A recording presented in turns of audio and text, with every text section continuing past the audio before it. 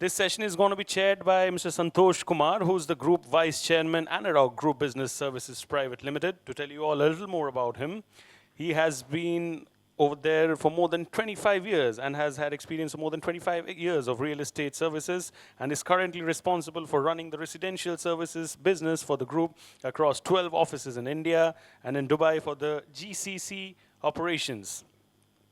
At Anarock, he plays a pivotal role overseeing strategic business development, coordination of operations between offices, service delivery standards, and providing input for continued business growth. That's our honorable moderator for the session.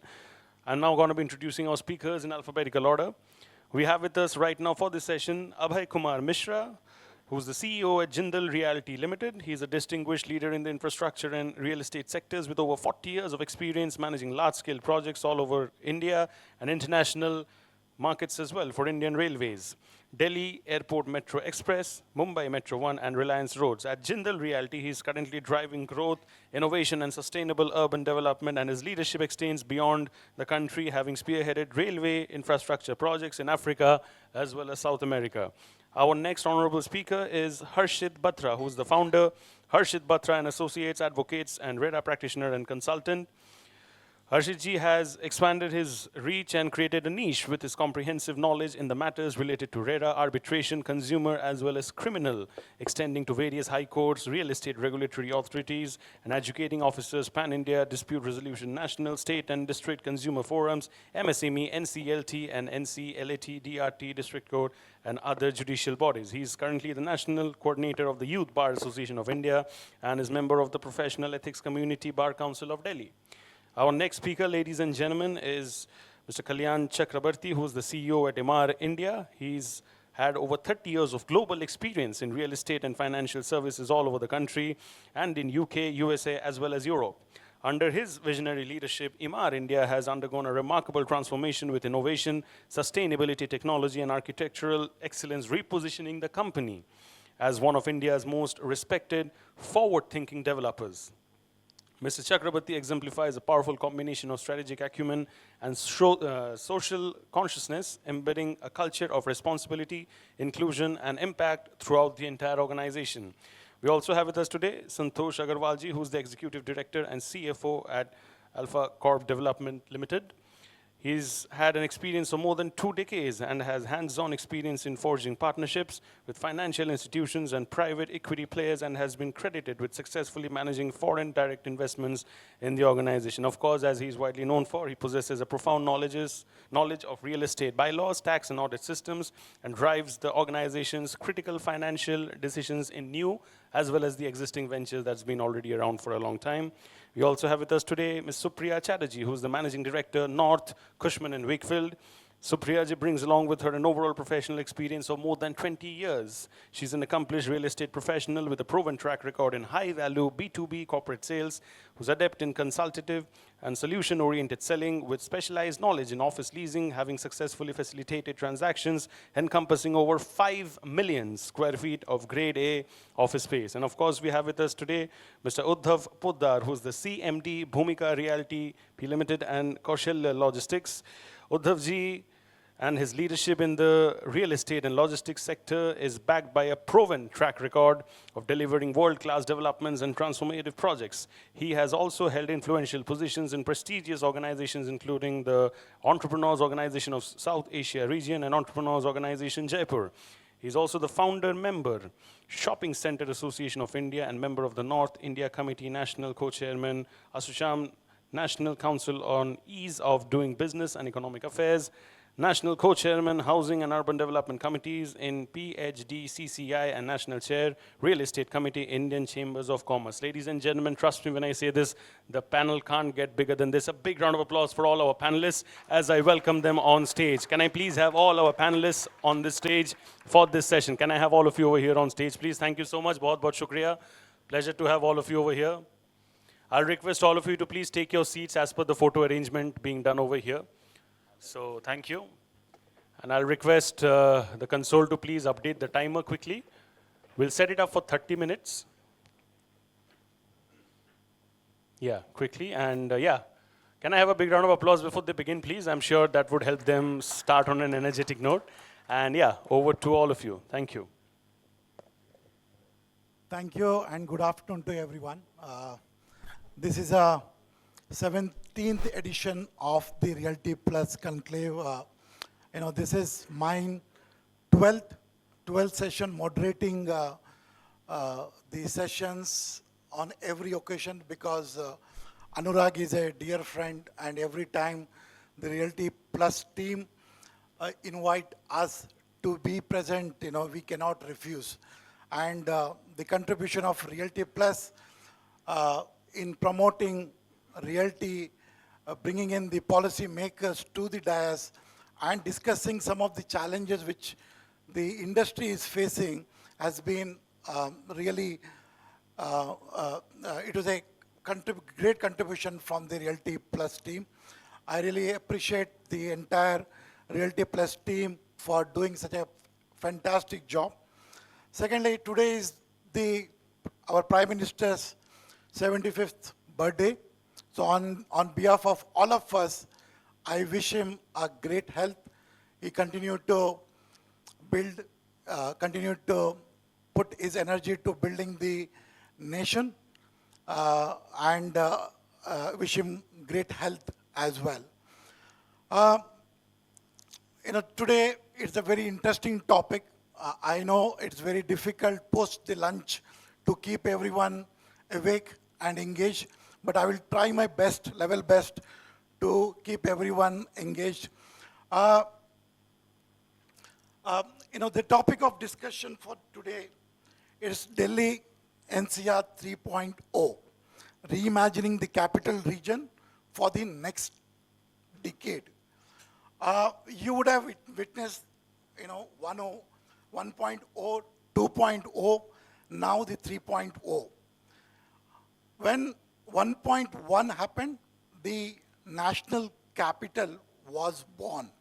At that time, the policy makers were engaged in building the capital and framing the policies and the rules.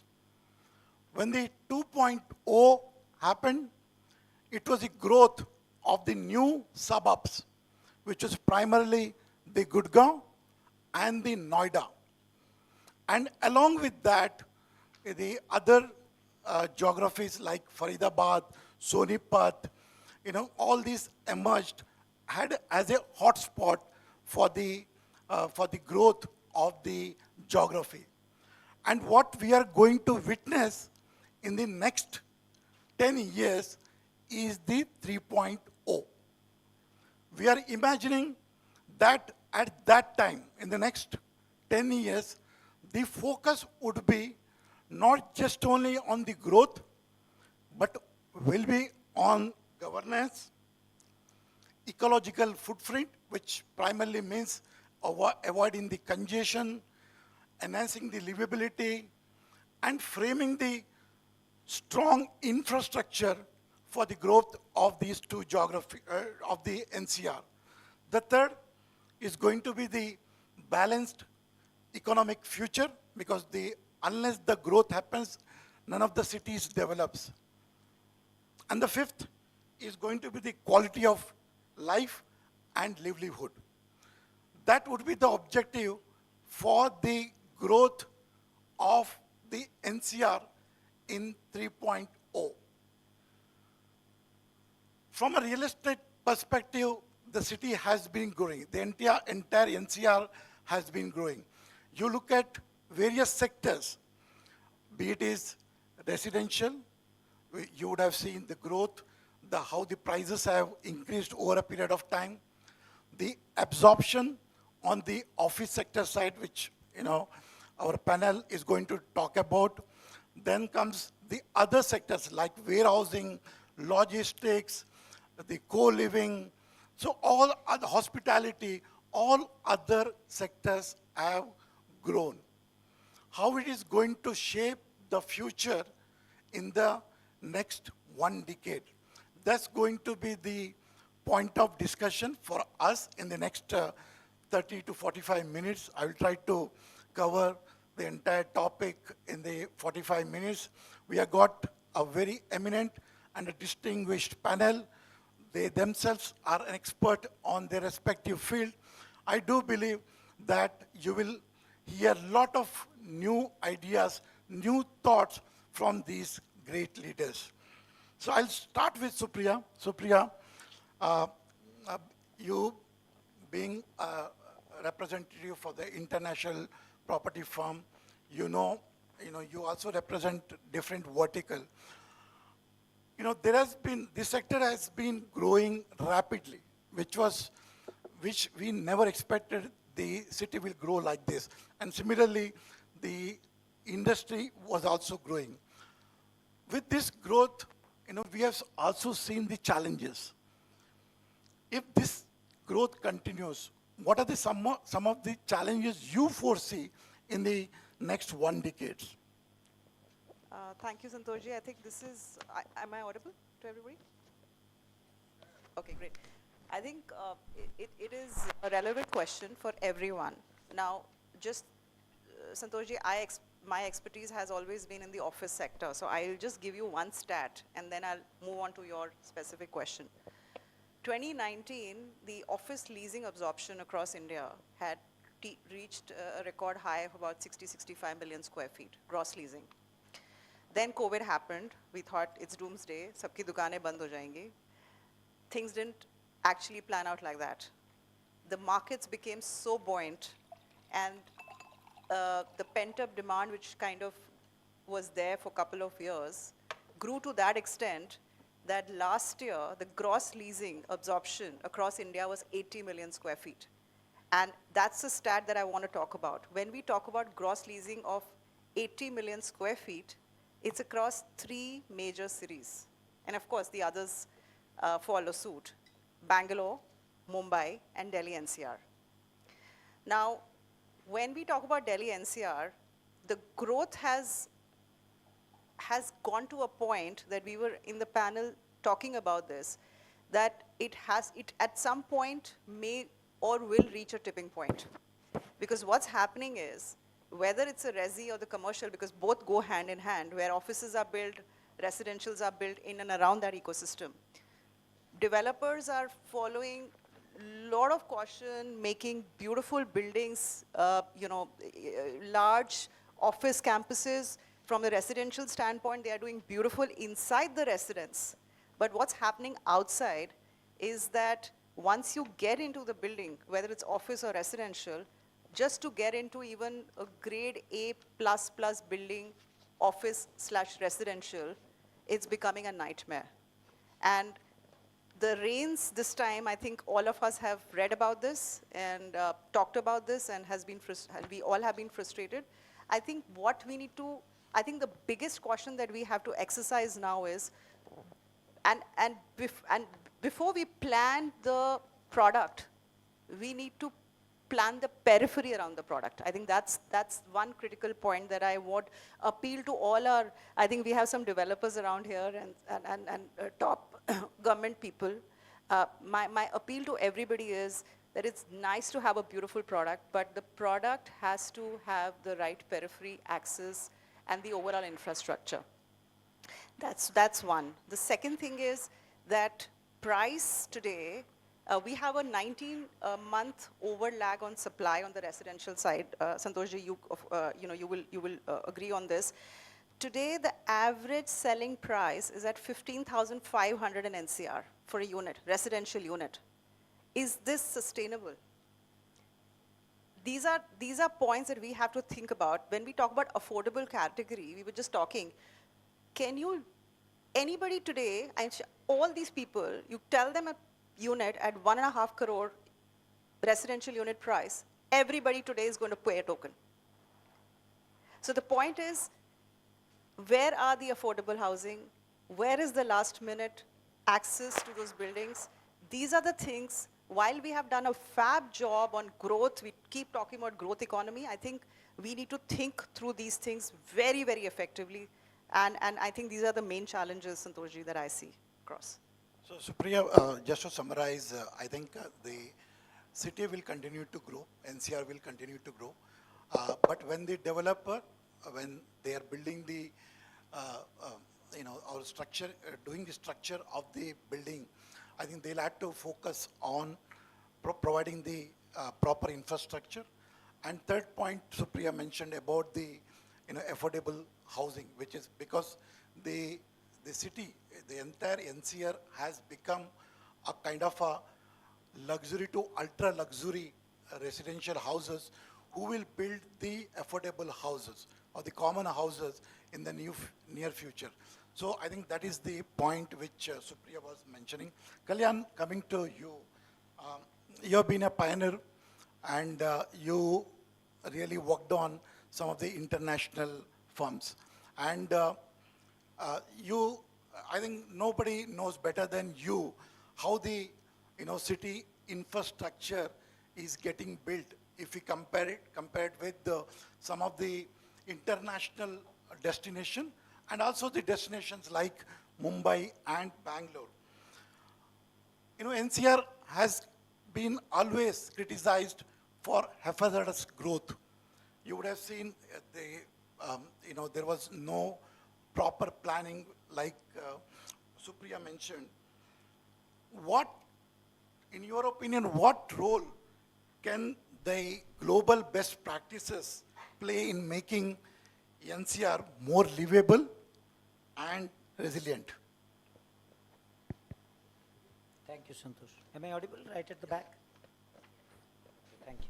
So I find some of this comparison a little discomforting to talk about, to be honest. The way I see, we are the world's largest, fastest growing rather economy, and we happen to be the capital city of the fastest growing economy. That says something.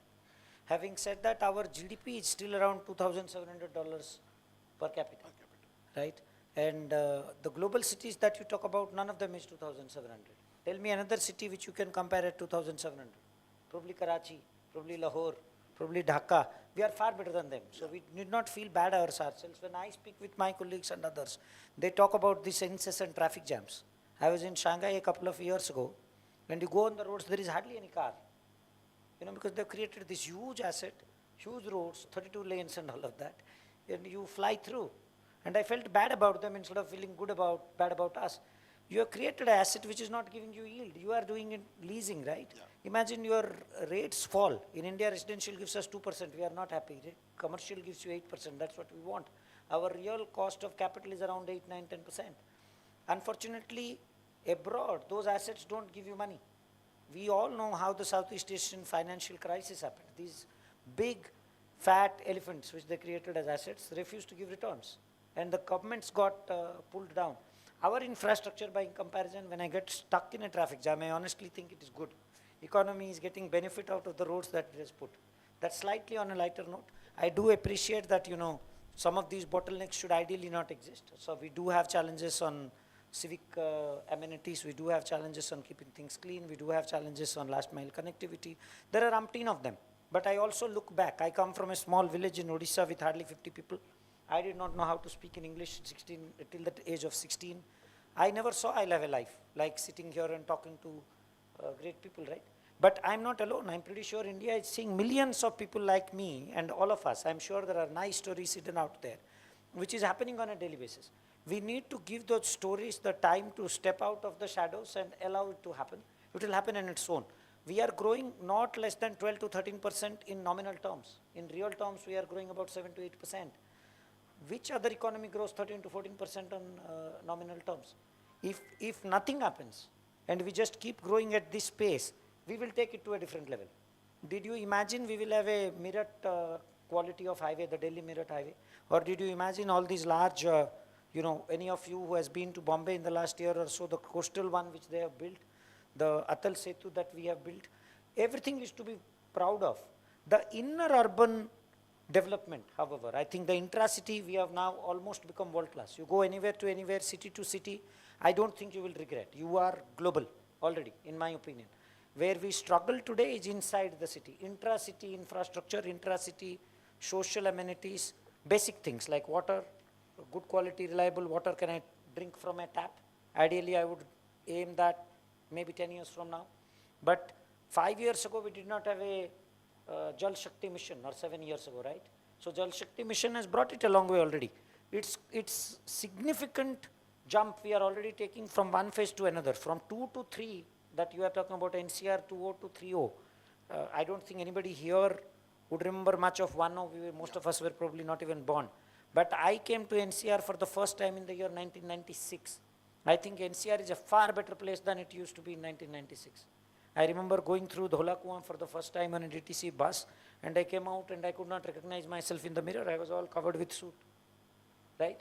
And you go now, all these clover leaves everywhere. It's beautiful. Now you look at the convention spaces. We hardly had anything. We had Pragati Maidan to talk about in Delhi. Now we have two, which are pretty world class. G20 getting hosted. It's Yasho Bhumi getting created. And this is not only two. We keep getting RFPs for creating similar convention places across. Almost every state capital is boasting of it. So I think the urban model, how the municipal governance, I'm not so worried about state level governance, I'm not so worried about central level governance. I think it is the municipal governance on the basic necessities, water, sewerage, electricity more or less we have fixed in the last 15 years. Don't forget we are all used to, I come from a place or a time where we used to study with a lamp. We didn't have electricity for 18, 19, 20 hours a day. It used to be a luxury to have your bulb glowing. Now our children don't even know what does that mean. Power cut is like a thing of a serious past. We have forgotten, it's history. So I do have serious amount of hope. The urban one, maybe the intra-urban affairs, that probably needs a far deeper conversation. Maybe people like us should partner with the municipal bodies to improve the governance there. That's a interesting subject. I can speak on for the next half an hour on it, but I'll stop there for now. So Kalyan, what he's saying is basically, if the economy continue to grow like this, the infrastructure will definitely grow. But only thing is that at a local level, local bodies needs to, execute their plan properly to give you or improve the basic amenities. So Santoshji, you have been a finance wizard, I would say. Your expertise on both finance as well as FDI has been one of the hallmark. When we hear from the investors, especially some of the funds, how do they feel about NCR on investment when they look at the, what happened in the last 2 months, I would say, on the rain, and also looking at pollution and getting, your construction stopped for 2 months because of the your pollution. So how do the investors seize when they are planning to invest in NCR? Thank you, Santhoshji. Let me be very honest on this. Whenever an investor looks into this, he doesn't look at these 2 months, what is happening in and around city. I totally agree with Kalyanji, what Kalyanji has said, that what is going to happen and what is happening. In 2006, when he came in 1996, I came in 1998. So if you remember those days when 2005 and 6, when we used to travel on this road, there were all yellow soil which used to come. And now if you look at, so it is a vision at that point of time of the investor and the executors like us who thought that the Gurugram can be like this. So if you look at as an investor, if something is already there and how I'm going to get return out of it. A return is that if I create value for someone, if I'm creating value for someone, then definitely they will come and invest in us. If there is already something has been created, so their normal return would come. If investors who are coming into the NCR region, they are not coming for a normal return. They are definitely coming for a super return, what they are not getting in their place. So that's why they are coming to NCR, or for that reason for the whole India. Whenever an investor, outside investor is coming to India, they are coming to invest something which is more than in their own country. If their country, they know there is a chance, there is an opportunity in India that yes, there's so much of the infrastructure is required, so much of the houses are required, so much of the offices are required. So when an investor comes, he doesn't only look at these 2 months which are in problem. We are, without problem for 10 months. And the kind of rain has happened. It is not that, everything goes on a calculation. You do, okay, how much rain can happen. We also, when we draw projects, when we go on the board, we take the data, okay, what has happened in last 30 years, what has happened in 50 years, and we draw each and every plan accordingly. If something has happened which is accepted by all authorities, all international authorities, yes, what the rain has happened, it has beyond the estimation. So you cannot control like this. If you take the example of Dubai, Dubai never saw rain, and suddenly everything got choked. Their airports were closed for 3 days. So you cannot expect this. So it will not stop you from the investment. It is the investment. Is there any opportunity? So after 1991, when the economy opened up, there was an opportunity to grab that opportunity. All the FDI is coming up. All the investors are coming up. So there will be, till the time there's an opportunity, and we see NCR region is having so much of the opportunity. Please see the magnet areas of the, NCR. We are living we are touching borders with I think, world's populated state, which is Uttar Pradesh. If you on the right, you have Punjab, you have Haryana, people from where they migrate to NCR to live their livelihood. If they are coming to NCR to earn their livelihood, definitely they need infrastructure, they need offices, they need residences. So I think investors are more than happy to see an opportunity and safe. He doesn't look at that, okay, these 2 months people not able to travel, so happen like that. So our also rectifying the things which they can rectify. Please understand, now development, these are not land development where everything is available. Barring Noida, Greater Noida, land. In Gurugram, we have to create the infrastructure in between the buildings. So obviously this will take time, and this will take, it needs more detailed discussion. It needs more creativity by our engineers who does it. So if you look at what the government has done on the Dwarka Expressway, the kind of development they have done, and the kind of infrastructure they are laying down there, I think it is for next 20 years. So it is useful. We can't say that the investor will stop investing in the NCR region. Yes, there was a situation since that was a slum in the market. And the whole India was looking at that slum. And after that, the moment we have come out after COVID, every investor is coming now to NCR. I believe everybody is opening up for NCR. There was a time when we used to go to the investor, they used to say, okay, if you have project anywhere in NCR, we are ready to fund. Now they are coming, which project do you have in NCR, which we are ready to fund. Now the similar situation is happening there in 2006 to 2009. Investors were lined up to invest in NCR region.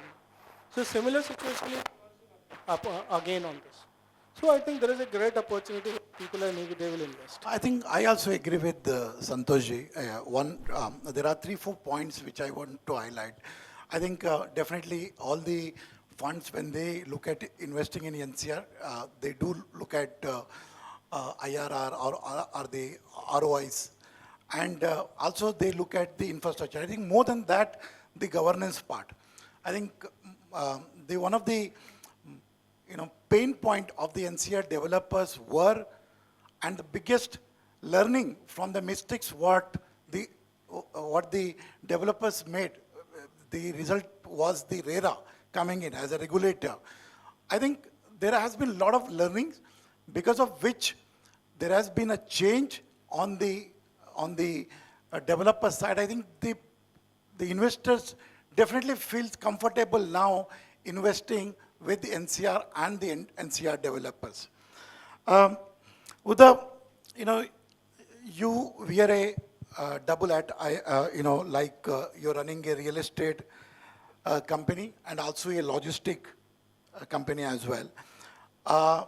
And you're also an entrepreneur.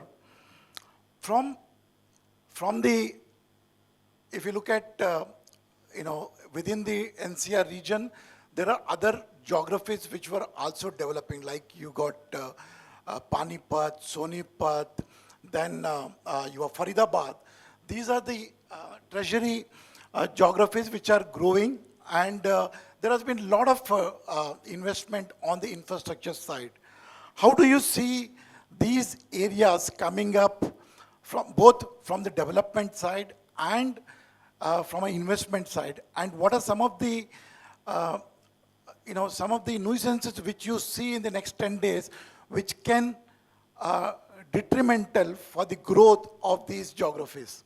Thank you, Santosh. I'll keep it short because I think we only have 5 minutes now. But I'll go on the facts. Just like Kalyanji said, we are one of the fastest, if not the fastest growing economy in the world. NCR is of course the capital city of India, and because of which a lot of urbanization is happening in NCR region. Of course, the second fact is that some parts of NCR have become unaffordable for people who want to move to NCR to do their jobs, especially parts of Delhi and Gurgaon. I would say these are the two main areas. Well, how I see it is I divide the whole NCR market into two kinds of market. Delhi and Gurgaon is, and probably some parts of Noida where they actually have jobs. So there's actually job creation there and people want to live close to it. I call these, in my view, the primary market. Then there is a secondary or a suburban market developing, which is Faridabad, Sonipat, where I wouldn't say there are local jobs, but people live there and come to Delhi, Noida, Gurgaon to do their jobs. These are well priced today. And what is happening in the last 3 years is a lot of infrastructure development is happening in these markets. So if you see the FNG, the UER, the RRTS, I would also include Meerut in this list. All these markets, just now, even the Alwar one will start. So these markets will slowly come up very well. Also with the Jewar airport coming up. So I think these markets are definitely going to come up. There's affordability, there's good connectivity in some of them already, and there's going to be even further improved connectivity. I'd like to add one more point, is that for the first time, we have a central government, and we have a government which is the same state, same party ruling all 3 states of NCR, Delhi, Haryana, and UP. It's happened for the first time. So a lot of infra projects which were stuck because of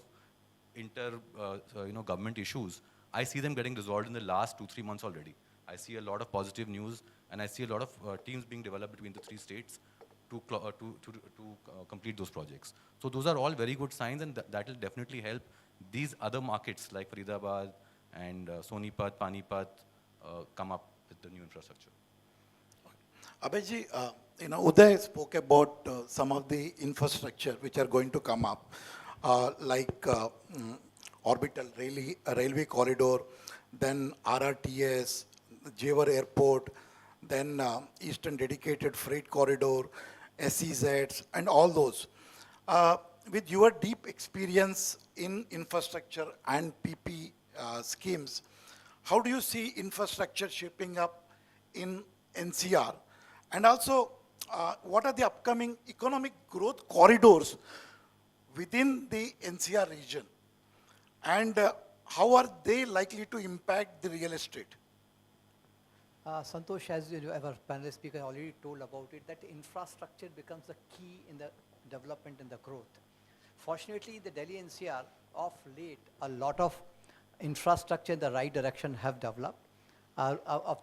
Recently, if you talk about the recent one, the Delhi-Mumbai corridor, then the Dwarka Expressway, recently the UR2, I mean, one can see the kind of the development and the growth and the interest which is happening on these corridors and the impact it is making. In addition to the rail corridors all around certainly is a very good sign. The RRTS is one sort of a very, very welcome thing. Delhi Merit, each one of us has seen it, that now when the other corridors come up, it is going to the key in the development in the nearby area. And this orbital corridor, or orbital rail also, it's a very good sign. In addition to the metro rail, all the infrastructure, because it makes a difference. And as Uddhav said it, the people live wherever there is a job. So the primary market used to be called Gurgaon in the part of the Noida. Now if you see where is the new jobs are coming up. Now see the case of Sonipat. Now all around it, the Kharkhoda coming up, and the earlier Rai, Kundli, Bhavana. So earlier they were not very well connected. Although they had the job, but they were not very well connected. But now their connectivity has improved. So and there is one Asia's largest mandi is coming up at Ganor. So these are such big economic sort of growth centers. Future the job is going to be this place. So this growth is going to happen there. Similarly, Jewar Airport. So there's a lot of service industry are going to come to that area. So wherever the jobs are, they are going to the next 10 years, they will become the primary market, and the things will spill over to those places. And the kind of real estate coming, I mean, obviously they will need all kind of real estate. Apart from the residential, they need office spaces. People will be there, so they need retail spaces, the warehouses, and other logistics things. So all, I mean, this everything related to the economy. I mean, this is some of the fundamental things which is growing in these areas. So these areas to be looked for. I think what Mishra ji said, we are fortunate to be in NCR because a lot of infrastructure projects are taking place, which definitely help, both on livability as well as, your return on your investment. Also, along with that, I think it also helps in, developing newer geographies. And the biggest, I think, very important point which Abhay ji touched upon was, because of the infrastructure, so much of last mile connectivity happening, I think you will see some of the new emerging market developing, and which will resolve the problem of affordable housing as well. Because as your connectivity improves, I think there will be a land parcel which will get available for development of affordable housing. Because from an affordability purpose, I think what is required is primarily the low cost construction and the low land availability. So that is very, very key. On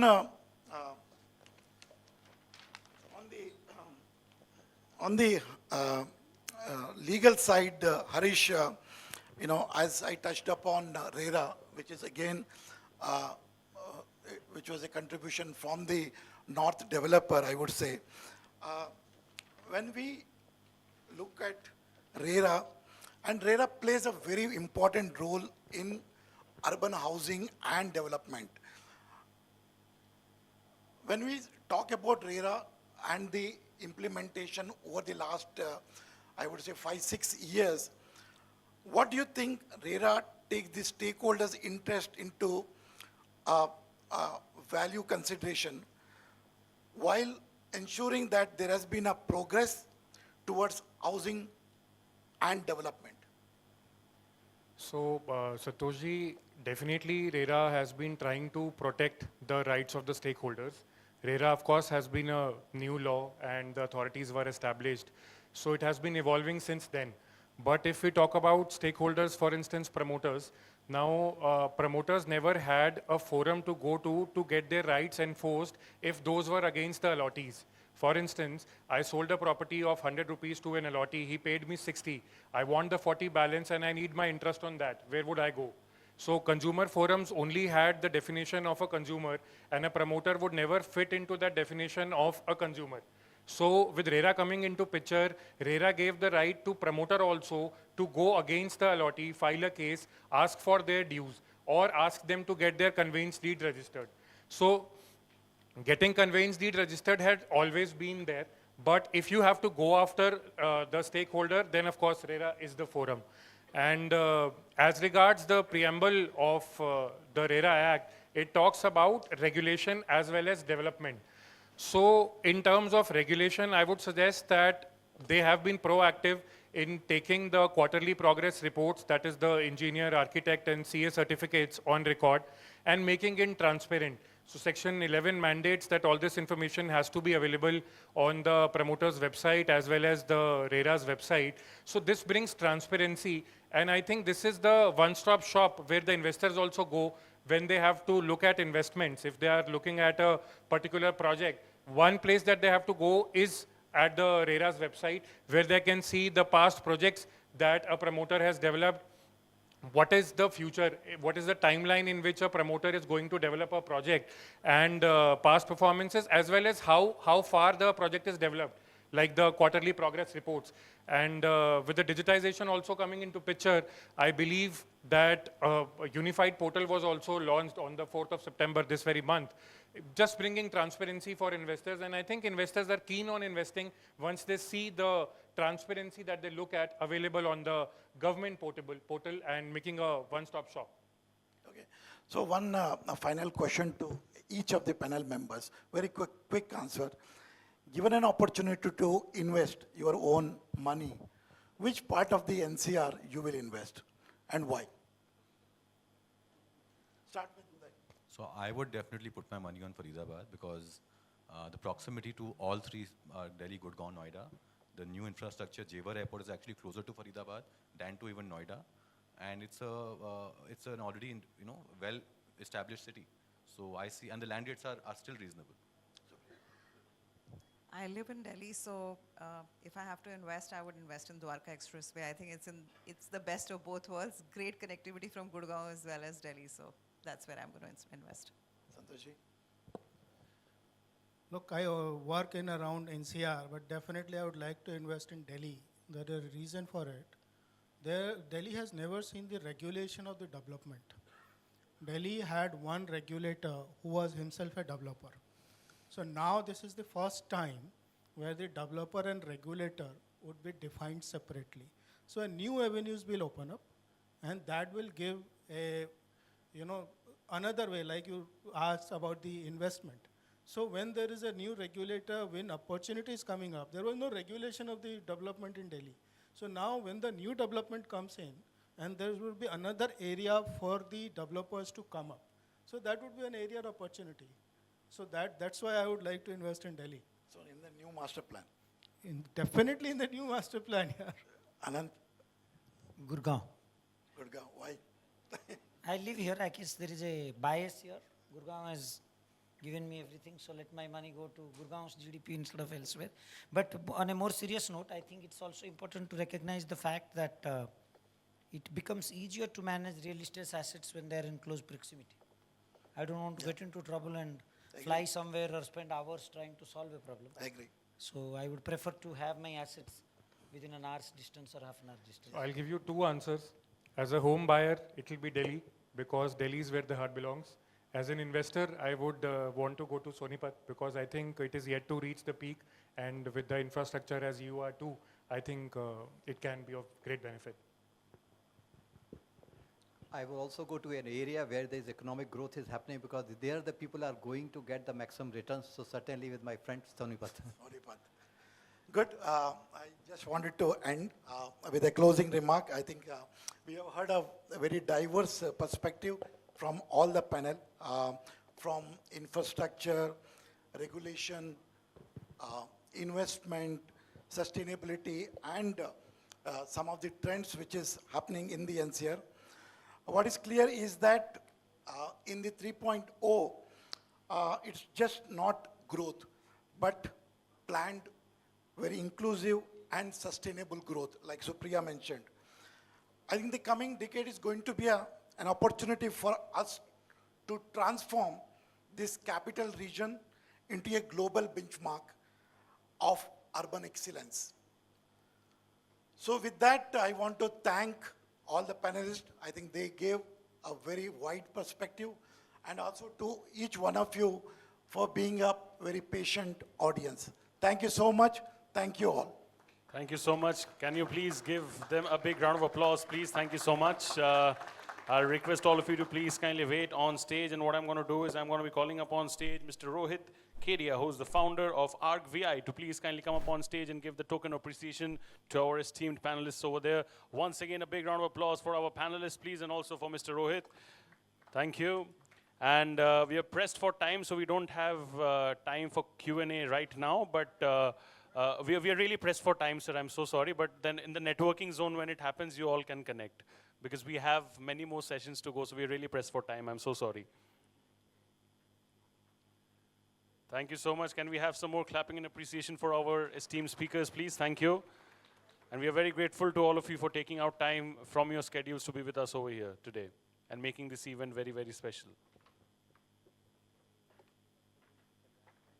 And like I truly realize the essence in this room, I'm sure many have questions, but then I'm so sorry. I hope you all understand we only have 24 hours in a day. It's not that we can extend it as per our own whims and fancies, so we can't do that. But we have many sessions to go. We can't be unfair to our other panelists who are waiting as well, so we have to be justified in that space. Please feel free to connect with them in the networking zone after this is done. Thank you.